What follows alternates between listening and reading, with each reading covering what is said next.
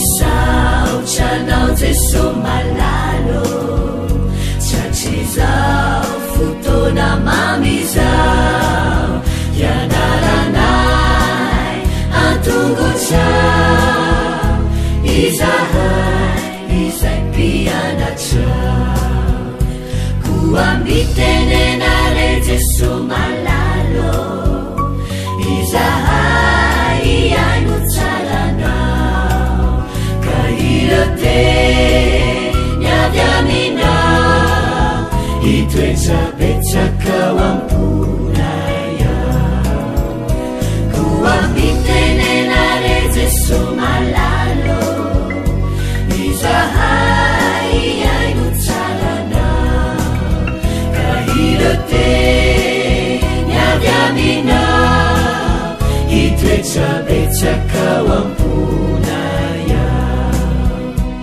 irote niavy aminao itoetsapetsakao amponaya.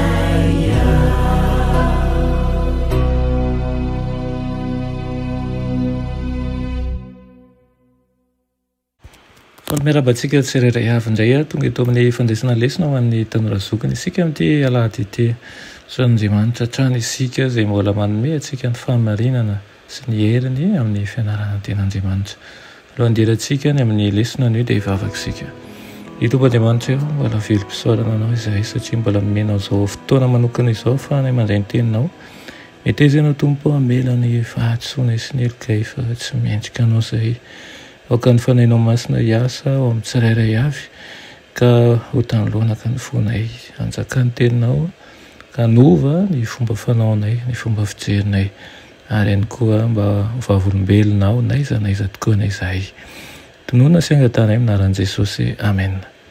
Lohateny lesona antsika androany dia manao hoe Andriamanitra azo antonina. Mialohan'ny andiniantsika ny fanoharana ao amin'ny andalan-teny fototra nefa dia andeha ho jerentsika aloha ny tontolo-kevitra izany asehon'ny loka mazava manko fa ny fanoharana momba n'ilay sakaiza tsy nitsahana angataka manjapazony no manaraka ny vavaka nampianaran'i Jesosy ny mpianany.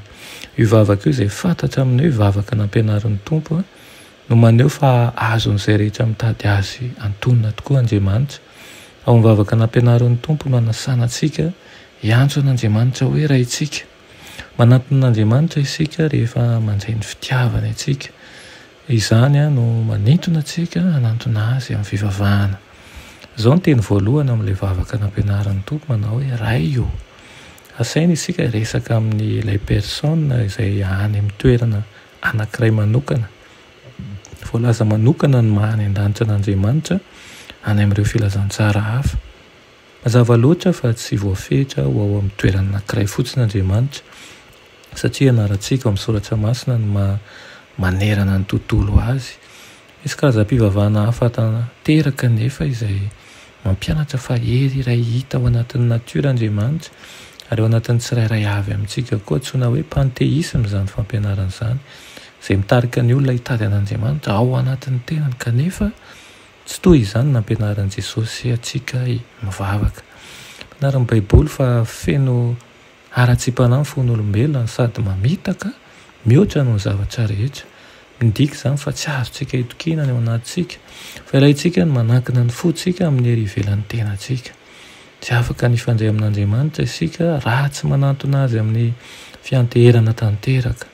Avy amin'ny zavatra ivelan'ny tenantsika ny hery manova ao amin'ny vavaka rehefa mifandray amin'ilay raintsika ny an-danitra isika. Manaraka izany ny amban'ny vavaka nampianaran'ny tompo. Ataony sitrapo no ho hita ny anarany ary ho tonga ny fanjakany rehefa mitady ny heriny ary ny fanatrehantsika. Manantona ny raintsika izay ny an-danitra isika. Voaloto ny fahotana vokatry ny nanarahantsika ny sitrapontsika. Mitady azy isika izao ary mangataka famelana. Voavela ny helontsika ary tanteraka amin'ny fiainantsika ny sitrapony. Izay ilay hoe tonga ny fanjakany.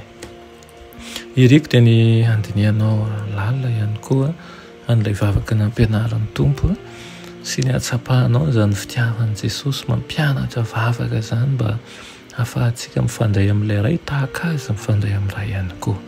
amen.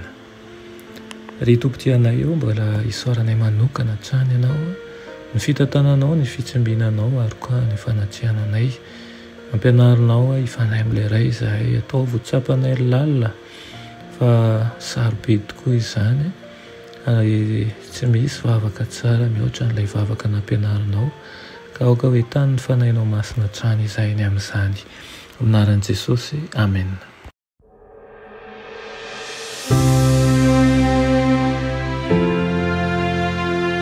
Mianatra eo an-tongotra Jesosy isan'andro.